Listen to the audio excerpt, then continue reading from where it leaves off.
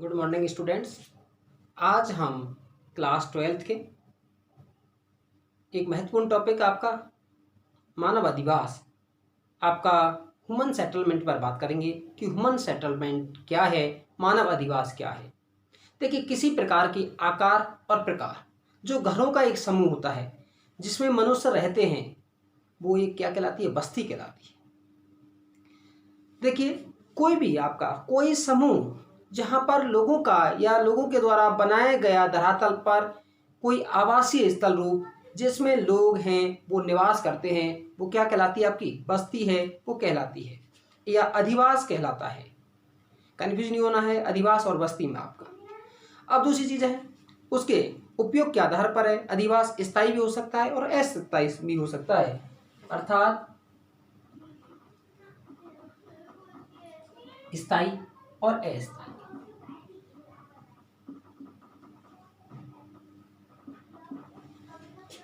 स्थायी जैसे मैक्सिमम लोग रहते हैं।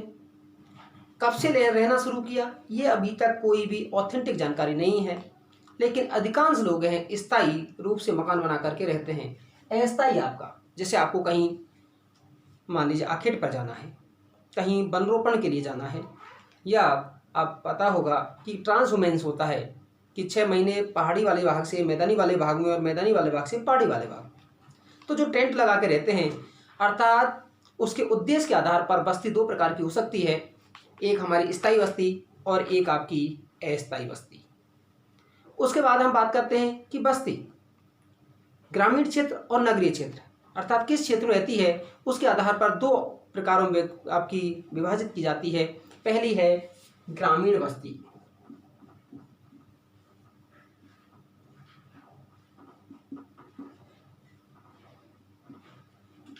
Rural settlement. रूरल सेटलमेंट, देखिए रूरल सेटलमेंट आप अच्छी तरह से जानते हैं कि भारत में आज भी है जो 68.84% लोग हैं वो कहाँ रहते हैं? ग्रामीण क्षेत्रों में रहते हैं। अब आपने देखे होंगे ग्रामीण बस्ती है, छोटी होती हैं, बड़ी होती हैं, अर्थात उनका आकार छोटा होता है। दूसरा है कि सघन होती हैं या विरल होती हैं, अधिकांश विरल होती हैं। अर्थात ग्रामीण बस्तियाँ कैसी कहेंगी? अर्थात ऐसी विरल बस्तियाँ या ऐसी विरल जनसंख्या वाली व्यवसाय करने वाले या आपके क्षेत्र जहाँ पर मैक्सिमम अधिकांश लोग हैं प्राथमिक कार्यों अर्थात कृषि जैसे कार्यों में लगे हुए हों, वो क्या कहलाती हैं? आपकी ग्रामीण बस्ती।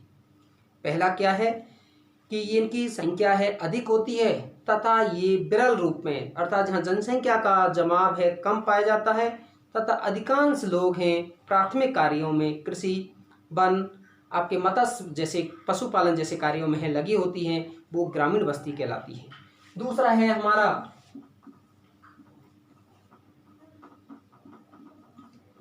नगरीय बस्ती, अर्बन सेटलमेंट।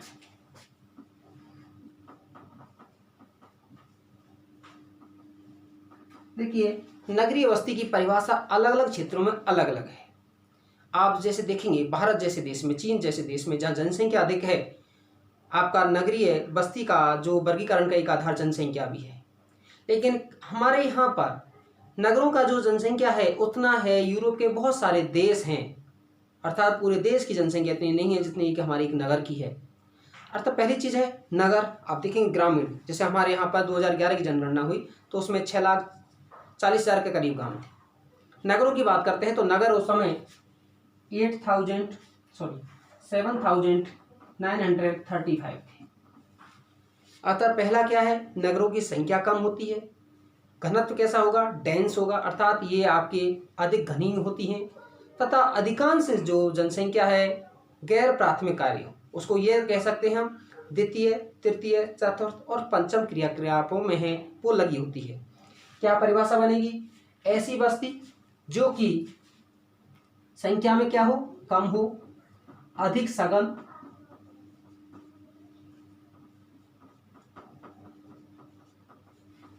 और अधिकांश जनसंख्या है वो गैर प्राथमिक कार्यों में। अर्थात आपका द्वितीय, तृतीय, चतुर्थ, पंचम। सेकेंडरी, टर्सरी, क्वाटनरी, क्वानरी है, इन एक्टिविटियों में लगी होती है, वो आपकी क्या कहलाती है? नगरीय बस्ती। दूसरा आप देखेंगे, देखिए नगरीय आपके जो बस्ती हैं, बस्ती में एक झोपड़ी भी हो सकती है, एक आपका छोटी सी झोपड़ी भी हो सकती है, और एक बहुत आलीशान है वो बिल्डिंग भी हो सकती है। अर्थात बस्ती में ऐसा नहीं है कि छोटा आकार भी, छोटे आकार से लेकर के बड़े आकार तक ग्रामीण क्षेत्रों में है, अधिकांश आपके आकार छोटे मिलते हैं, जबकि शहरी क्षेत्रों में आकार हैं आपके बड़े मिलते हैं। अब दूसरा है, एक विद्वान है हमारे, वो है हमारे विडाल डीला ब्लास, और उन्होंने इस बस्ती को परिभाषित किया। क्या है बस्ती? उन्होंने कहा कि मनुष्य के रहने के लिए या मनुष्य के आवास और संपत्ति की सुरक्षा के लिए बनाया गया एक स्थल रूप ही क्या कहलाता है? आपका बस्ती कहलाता है। अर्थात मनुष्य के स्वयं के आवास और अपनी संपत्ति को रखने के लिए बनाई गई संरचना ही क्या है? अर्थात मनुष्य स्वयं के लिए, स्वयं के आवास व संपत्ति को रखने के लिए बनाई गई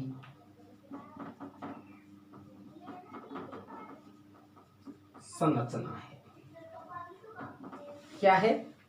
मनुष्य के स्वयं तथा उसकी संपत्ति की रक्षा के लिए बनाया गया एक संरचना ही क्या है? हमारी बस्ती है। अब आप देखेंगे बस्ती की आवश्यकता किस लिए पड़ती है, और बस्ती की आवश्यकता अभी से नहीं, जब शुरुआत ही हुई, अर्थात जब आपका पूरा पाषाण काल में ही, उस समय जब भोजन का कार्य है आखेट और संग्रहण के द्वारा किया जाता था, उस समय भी हमें अपने आप को सुरक्षित रखने के लिए, अपने पशुओं को सुरक्षित रखने के लिए, अपनी संपत्ति को सुरक्षित रखने के लिए एक आवास स्थल बनाया जाता था, चाहे वो झोपड़ी के रूप में हो, वही क्या थी? आपकी बस्ती थी। वर्तमान समय में भी आपका, उस समय आप देखिएगा कब्याली जो लोग हुआ करते थे, एक वाले कब्बाली वाले एरिया से है दूसरे वाले पर है आक्रमण करते, अर्थात सामान को लूट लेते थे। उस लूटने से अर्थात उसकी सुरक्षा की, संपत्ति की सुरक्षा, पशुओं की सुरक्षा के लिए और उस समय क्या बनाई गई? आपकी बस्तियां हैं वो आपकी बनाई गई। अब नेक्स्ट आता है आपका कि बस्तियां हैं, क्या विशेषताएं होती हैं? तो देखिए बस्ती है, एक आपकी निश्चित संरचना होती है, अर्थात संरचना मतलब ये नहीं कि उसमें एक कमरा भी हो सकता है, दो कमरा भी हो सकता है। एक चीज और बताइए, बस्ती की जो आधारभूत इकाई है, आपसे 1 मार्क्स में पूछ सकता है कि बस्ती की जो आधारभूत इकाई है वो क्या है? मकान या घर है। मकान या घर है बस्ती की सबसे छोटी इकाई, और विभिन्न मकानों के समूह को ही हम क्या कहते हैं? आपका। और बस्ती का आकार एक हेमलेट, अर्थात 1-2 घर से लेकर के आपका बहुत विशाल जो आकार के समूह हो सकते हैं, अर्थात जिसमें हम ये कहें छोटे गांव से लेकर के आपका सिटी नगर हो सकता है, महानगर मेट्रोपॉलिटन सिटी हो सकता है, मेगालोपोलिस हो सकता है, मेगा सिटी हो सकता है। अर्थात बस्ती के आकार हैं वो विभिन्न होते हैं, उसके आकार में है, जनसंख्या के आधार पर है, एक हेमलेट से लेकर के है आपका मेगापोलिस तक है, अर्थात मेगा सिटी तक हो सकता है। ठीक है, नेक्स्ट आता है कि ग्रामीण और नगरीय बस्तियों में अंतर क्या है।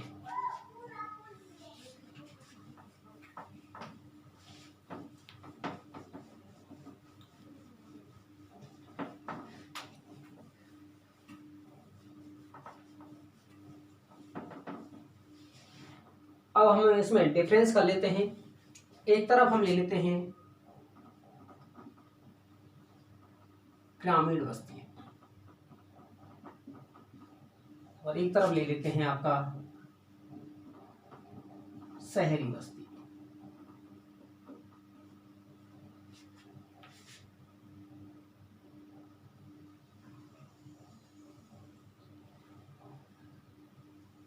आपका रूरल सेटलमेंट और आपका अर्बन सेटलमेंट।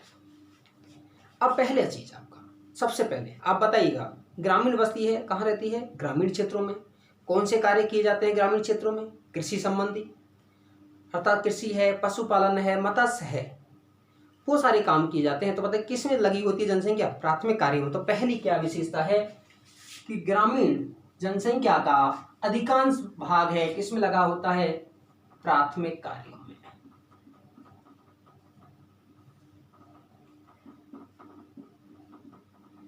और प्राथमिक कार्य क्या है आपके? जैसे कि कृषि है, पशुपालन है, मत्स्य है, आखेट है, भोजन संग्रहण है। दूसरा है नगरीय बस्ती है। यहाँ की जो मैक्सिमम जनसंख्या है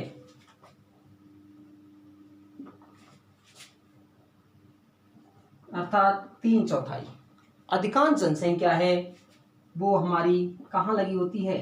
गैर प्राथमिक कार्यों में।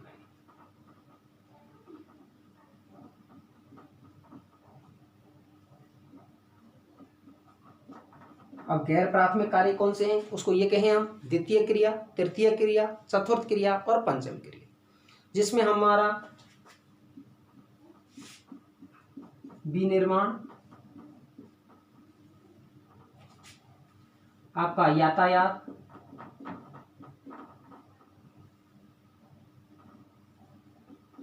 बैंकिंग,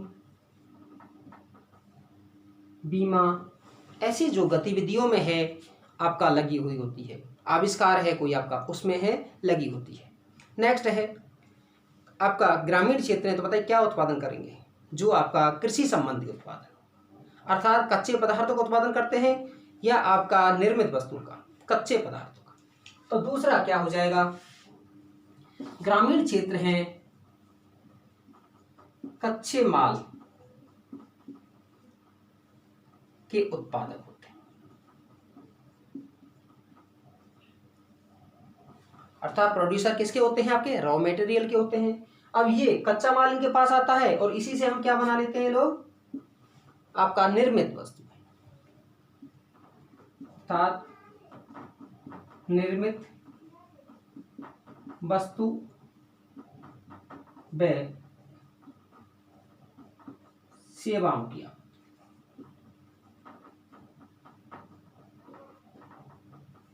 की आपूर्ति करते हैं। आप देख सकते हैं। अब बताइएगा इनका कच्चे माल का रेट ज़्यादा होगा या निर्मित वस्तुओं का? निर्मित वस्तुओं का, अर्थात लाभ कमाने वाले कौन से अधिक होते हैं? हमारे नगरीय क्षेत्रों के। नेक्स्ट है ग्रामीण क्षेत्र है। आप देखेंगे मूवमेंट है, गतिशीलता है, कम दूरी तक होती है, अधिक दूरी तक, कम दूरी तक। ग्रामीण क्षेत्र के लोग अधिकांश चाहते हैं कि रोजगार उनको घर के आसपास ही हो। जब आसपास होगा, गतिशीलता कम होगी, तो सामाजिक संबंध है, बताइए कैसे पाए जाएंगे? घनिष्ठ होंगे। जबकि शहरी क्षेत्रों में है गतिशीलता दूर होगी, सामाजिक संबंध है, क्योंकि भागदौड़ की जिंदगी है, सामाजिक संबंध है वो सुदृढ़ नहीं पाए जाते। कई बार आप ये देखेंगे कि एक ही बिल्डिंग में है, आपके 10 मंजिल की बिल्डिंग है, आपके आमने सामने कोई रहता है लेकिन आप लोग नहीं जानते हैं, आप कहीं फेसबुक वगैरह पर मिले हैं, आप कभी उससे मिलते हैं तो आपसे यही कहेंगे कि आपको मैंने कभी देखा है। कहाँ देखा है? फेसबुक पर, जबकि ये नहीं पता कि मेरा ये पड़ोसी कौन है। अर्थात दूसरा है कि ग्रामीण क्षेत्रों में गतिशीलता, कम दूरी, और जब कम दूरी की तक गतिशीलता होगी तो सामाजिक संबंध है। इस कारण से सामाजिक संबंध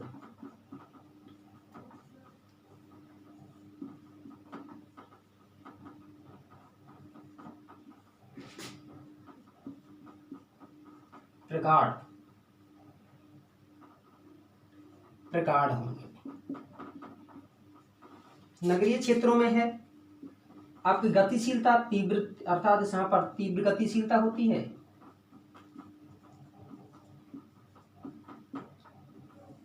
तो बताइएगा सामाजिक संबंध है वो कैसे होंगे?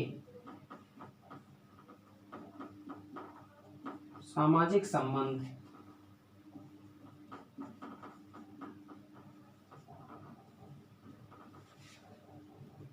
आपके कम प्रगाढ़ होंगे, और कहीं तो आपके सामाजिक संबंधों में है प्रगाढ़ता क्या है, सामाजिक संबंध हैं वो आपके नहीं पाए जाते, अर्थात घनिष्ठता नहीं पाई जाती। फिर है मूल्यों में कि हम मानवीय मूल्यों ग्रामीण क्षेत्रों में है, जब सामाजिक संबंध आपके प्रगाढ़ होंगे तो मानवीय मूल्य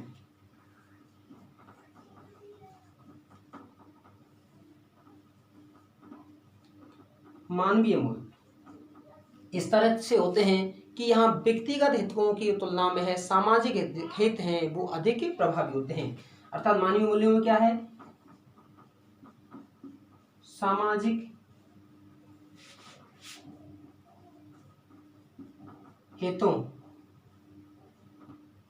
की व्यक्तिगत हितों पर वरीयता दी जाती है, जबकि शहरी क्षेत्र में क्या है, वहां पर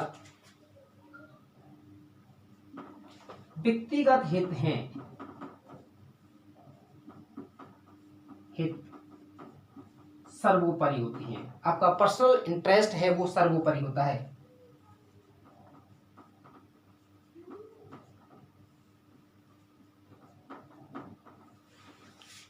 अब नेक्स्ट हम कर सकते हैं आपका जनसंख्या घनत्व कहाँ अधिक पाई जाएगी, ग्रामीण क्षेत्रों में या शहरी क्षेत्रों में। नेक्स्ट आपका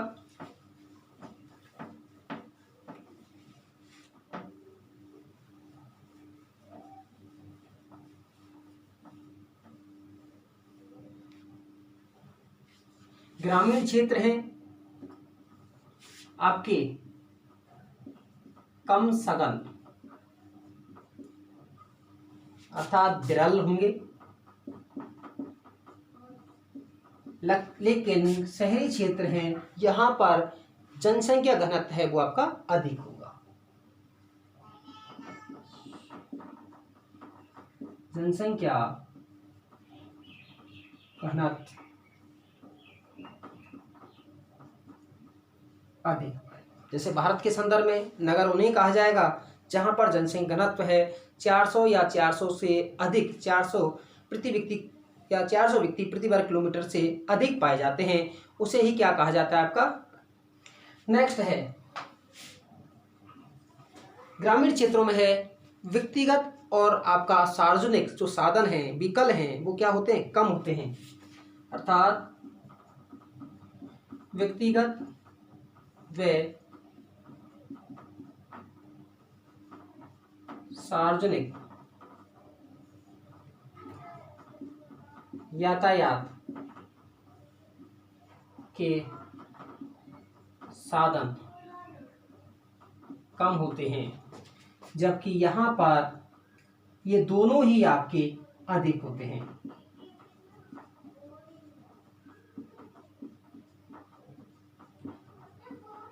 आप देखेंगे नगरीय क्षेत्रों में है आपका मिनट में कई कई आपके बस हैं आ जाती हैं, लेकिन आपके ग्रामीण क्षेत्रों में है घंटों में बसें आती हैं। व्यक्तिगत में देखें ग्रामीण क्षेत्रों में घर में रहने वाले 5 लोग हैं, एक ही व्हीकल होगा, जो अधिक संपन्न होंगे इसके बाद 2 व्हीकल होंगे। लेकिन शहरी क्षेत्रों में देखेंगे दिल्ली जैसे शहर में मैंने देखा कि वहाँ पर रहने वाले 3 लोग हैं, लेकिन गाड़ी उनके पास है 4 व्हीलर है वो 6 हैं आपके, अर्थात वहाँ पर व्यक्तिगत साधन भी अधिक हैं, आपके सार्वजनिक साधन हैं वो भी क्या हैं आपके अधिक हैं। फिर आता है कि इसमें सामाजिक और आर्थिक अंतर है आपके निम्न पाया जाता है, लेकिन आपका नगरीय क्षेत्रों में अधिक पाया जाता है। नेक्स्ट है सामाजिक व आर्थिक अंतर कम पाया जाता है, जबकि नगरीय क्षेत्रों में सामाजिक और आर्थिक जो अंतर है वो आपका अधिक पाया जाता है।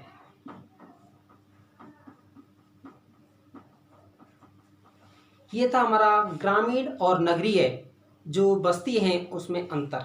बहुत महत्वपूर्ण क्वेश्चन है, ये आपका पूछते हैं। अगर 3 मार्क्स में पूछता है तो शुरू के 3 आपके, 5 में पूछता है तो आपके 5 पॉइंट हैं आपको लिखने होंगे।